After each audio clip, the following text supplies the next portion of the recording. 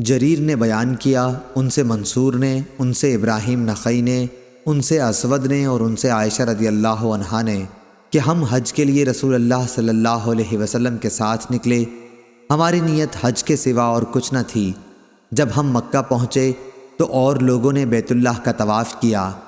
حضور صلی اللہ علیہ وسلم کا حکم تھا کہ جو قربانی اپنے ساتھ نہ لایا ہو وہ حلال ہو جائے، چنانچہ جن کے پاس ہدی نہ تھی وہ حلال ہو گئے۔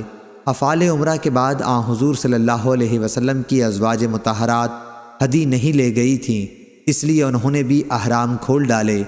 عائشہ رضی اللہ عنہا نے کہا کہ میں حائضہ ہو گئی تھی، اس لیے میں بیت اللہ کا طواف نہ کر سکی، یعنی عمرہ چھوٹ گیا اور حج کرتی چلی گئی۔ جب محسب کی رات آئی، میں نے کہا یا رسول اللہ، اور لوگ تو حج اور عمرہ دونوں کر کے واپس ہو رہے ہیں، لیکن میں صرف حج کر سکتی ہوں۔ اس پر آپ نے فرمایا، کیا جب ہم مکہ آئے تھے تو تم طواف نہ کر سکی تھیں؟ میں نے کہا کہ نہیں۔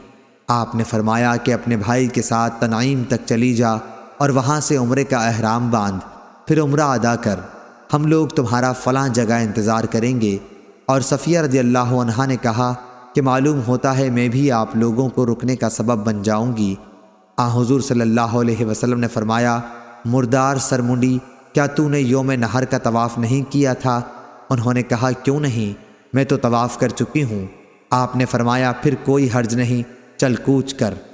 عائشہ رضی اللہ عنہا نے کہا پھر میری ملاقات نبی کریم صلی اللہ علیہ وسلم سے ہوئی تو آپ مکے سے جاتے ہوئے اوپر کے حصے پر چڑھ رہے تھے اور میں نشیب میں اتر رہی تھی، یا یہ کہا کہ میں اوپر چڑھ رہی تھی اور حضور صلی اللہ علیہ وسلم اس چڑھاؤ کے بعد اتر رہے تھے۔